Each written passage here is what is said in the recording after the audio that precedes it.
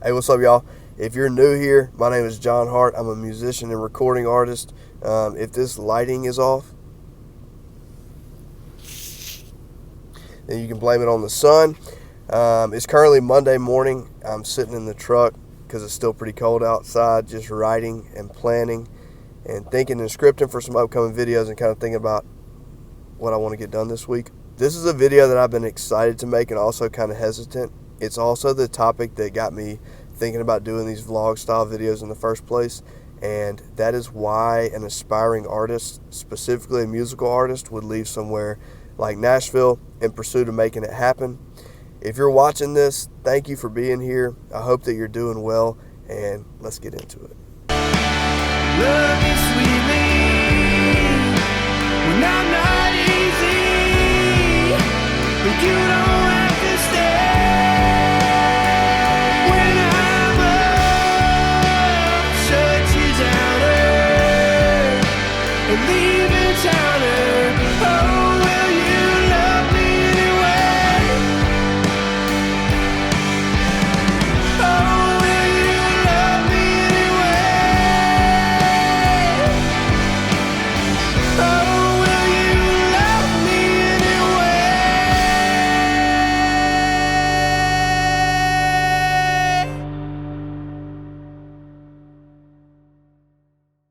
I like to start the day with a little cup of coffee. Right now I'm like a 2 to 3 cup a day guy. I just really enjoy it, and I'd say it's pretty well cemented in my routine at this point. I then spent the whole morning in the studio. I'm still figuring out the room. It's a little more reverby than I originally thought, so I'll be adding some stuff to kind of flatten it out here soon. I don't know if flatten's the right word for it, but it makes sense to me, so I'll go with that. After the guitar work was done, I spent some time on the drums. One thing I love about being out here is being able to wail on the drums whenever I want. They were my first love, but once I started writing songs, that kind of took over and I lost touch with it. So I've been putting in a good bit of time lately revisiting that and getting back to my roots. Another thing I enjoy about being out here is the inherent simplicity of the tasks sometimes required to make living out here work. For example, I've got one of those wood-burning, stove-looking type fireplaces in the house, and I realized that normal-sized firewood won't fit in there, so I had to take all the firewood I had and split it in half. When it gets really cold, if I don't have a fire going, it's pretty tough to heat the house. Like, I'd have to run the propane around the clock just to keep the edge knocked off, and I don't want to do that. So this needed to be done, and I love how little room there is for interpretation. It's just something that needs to be done, and when it's done, I get to experience the rewards of that labor by not freezing my baguettes off when I'm trying to sleep.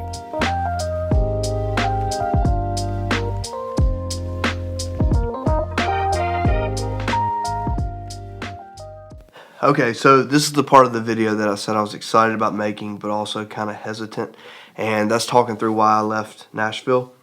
I've spent the last several days like really thinking through what I want to say and how I want to say it, so I hope that this comes across with intentionality and care. I loved my time in Nashville. I met a lot of great people there, a lot of just killer musicians and producers and people that, guys that played shows with me for less pay than they deserved, people that produced my music for less money than they deserved to be paid.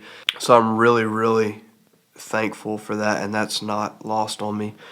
But I do kind of want to talk about my overall experience with the city and kind of the culture as a whole over the last 5 years.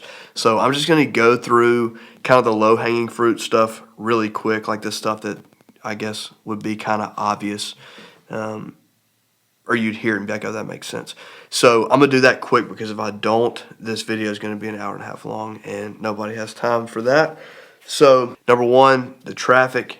I'm from Mississippi. Traffic's not something I grew up with. It's not something I've ever gotten used to or has ever felt normal to me. So, not a fan of the traffic. It's expensive to live there. For me to have 800 square feet of my own place in a mother-in-law cottage behind a main house off a trash alley where I could set up my gear meant no Wi-Fi, no oven, no dishwasher, no washer dryer, a really, really small bathroom, no TV. So anyway, when you start looking around out of curiosity and realizing that if you get an hour outside of the city, you can almost get a 3-bedroom house for what I was paying there to rent. It just became harder and harder to justify that. Also, the decision fatigue, just like there's so many small decisions on a daily basis, like where to get coffee, where to buy groceries, who to hang out with, what or if you're going to do anything that night, just so many options. And I feel like it's something you don't really realize until you get into a space where none of that really exists, and you realize like how much that kind of taxes you over time and plays a role in kind of inhibiting your ability to really put time and energy into the stuff that you want to put time and energy into. Lastly, on the kind of high level stuff, is just the stuff that I didn't like about the city from an infrastructure standpoint was just not changing. It was kind of getting to the point where it was like losing a lot of its authenticity and identity from a cultural standpoint, just with all the tourism and all the money and like the big business that continues to grow there. And I just don't see that changing anytime soon. Now, I understand the counter argument of like, well, if you move to a small town, there's nothing to do. How do you have friends, etc.? I completely understand that. And, you know, if you're in a space in life where like, you know, going out and like having stuff to do all the time is what you want to be doing and it makes you happy and it's how you want to spend your money, then like by all means go for it. There's definitely, like, some people just really like that. And that's awesome. I think that that's why big cities exist and thrive. So if that's you, go for it. I just kind of realized, especially once I got on the other side of my mid-20s, that I was just kind of over the social hype and my circle got smaller and I just started going out less. And I also think that that's normal for a lot of people. But that kind of caused the thought of, like, do I have to be here to work on building what I want to build? And when I was like, I don't know if I do, the city just like lost a lot of its appeal pretty quickly. All right, so to be honest with you, I was gonna like put on the same shirt that I had on yesterday to make it look like I got all this done in one sitting, but I just got pretty mentally drained thinking through everything that I wanted to say and how I was going to say it, and I felt like I needed to kind of reorganize my thoughts on paper, which is what I did. So I kind of broke from the filming yesterday and spent the rest of the afternoon and some time this morning kind of finalizing that reorganization process. So anyway, didn't get it done all yesterday, so we're going to tackle part 2 of this today. So let's just get right into it. You know, one thing that I've learned about myself over the last several years, and I'm gonna sound like an old man when I say this, but I'm not super organized, but I really like for things to be efficient. And I think this aspect of my personality has contributed to some of the tension that I felt with the music community at large. For example, and this is where it can get kind of touchy, but in my experience, artists, musicians, however you want to define or categorize that, just kind of creatives in general, tend to be very flaky. Now, I'm not really going to talk about why I think that's the case in terms of how creatives think and act and feel and how that plays itself out in personality traits and characteristics, but I am going to talk about how some of those tendencies intersected with my interactions with the music scene. In terms of what I said about efficiency, dealing with flaky people on a consistent basis ended up just not feeling like a very efficient use of my time. In other words, showing up to stuff frequently in the city and meeting people who say that they want to write or hang out or grab coffee or whatever, and then you follow up with them and you don't hear anything back, and then you run into them a year later, and the process just kind of repeats itself over again. It just gets old after a while, and I decided that I would much rather be spending my time in a more efficient way, just doing things that I felt like were more productive. And coming to this realization was probably the single biggest catalyst in me making the decision to move. You know, the main reason that people go to Nashville, specifically the main reason that musicians go to Nashville, is to connect with other people. And it is super beneficial for that, especially for like the relationship between the artist and the players, because you can get connected to just so many really, really top-notch players that aren't necessarily doing like industry stuff, but if they moved anywhere else to any other town in the Southeast or in the country, they'd be one of the best players there probably. So it really is beneficial from that standpoint. But once you kind of establish those relationships, and I just the need to kind of keep seeking people out just didn't seem to be as important anymore.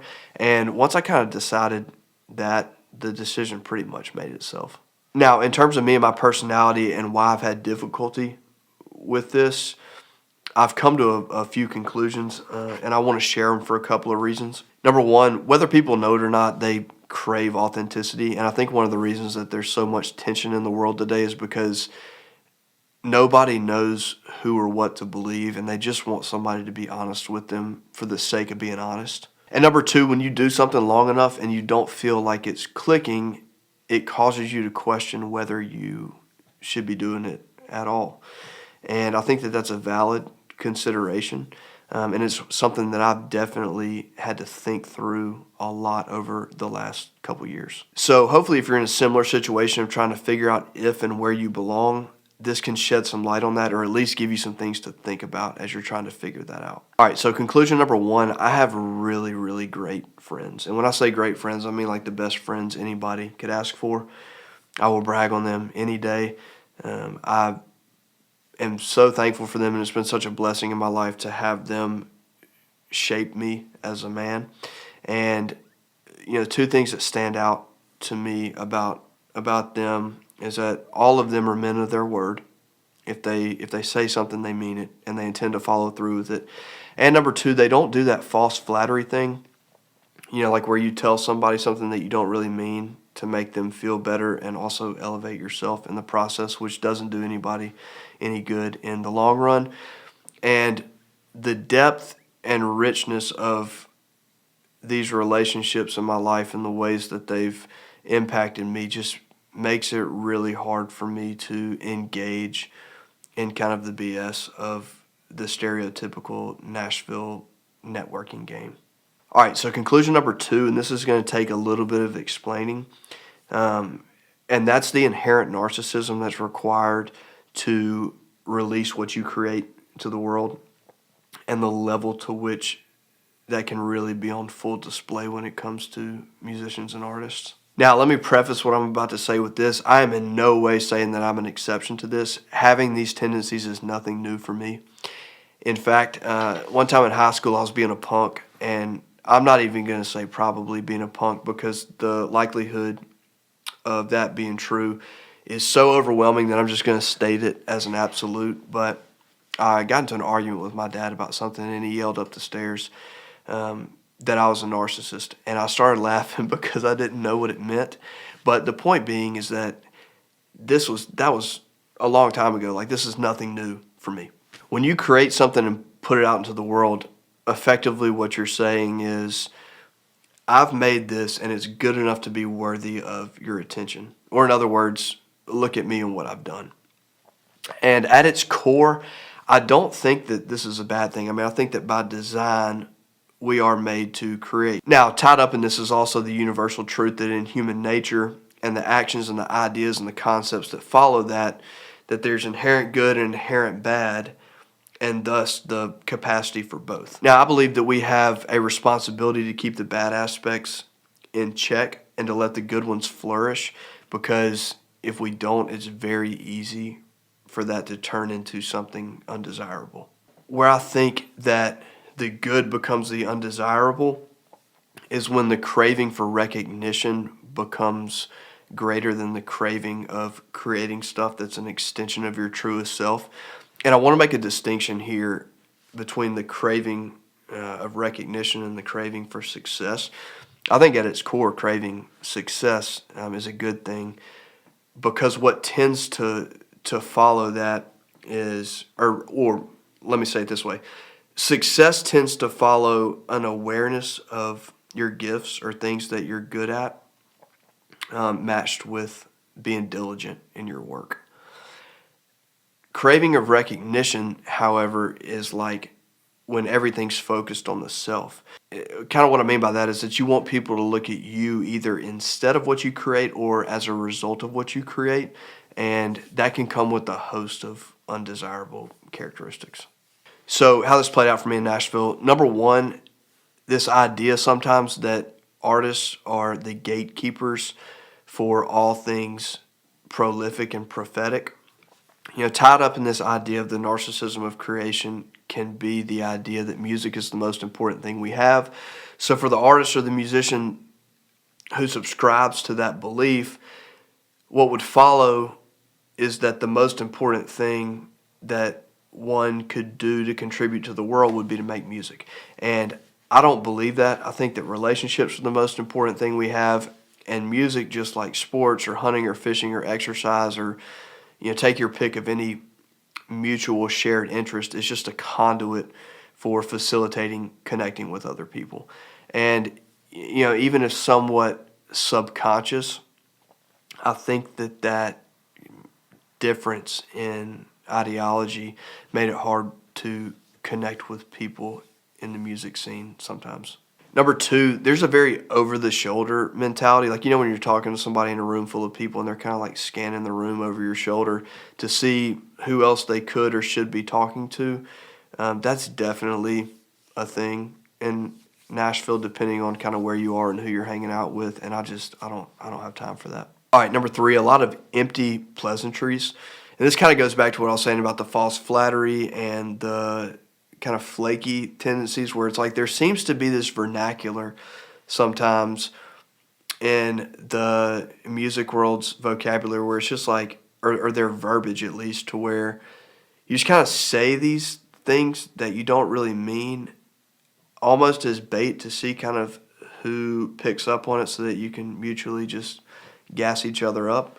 A couple years of that and it just gets old. And honestly, the people that I have seen that have put the most stock into that and into trying to kind of play the game, or at least be a part of the game in that regard, tend to be the ones that are the most discouraged, the most jaded, the most embittered towards music.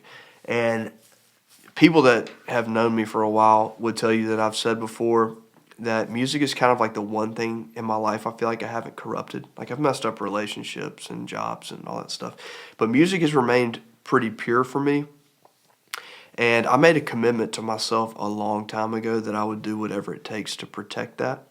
And if not playing the exhausting social games of like the networking world preserves how I view music and how much enjoyment I get out of making it and releasing it and playing shows, then like I'm willing to just not play the games, even if that is at the cost of being successful.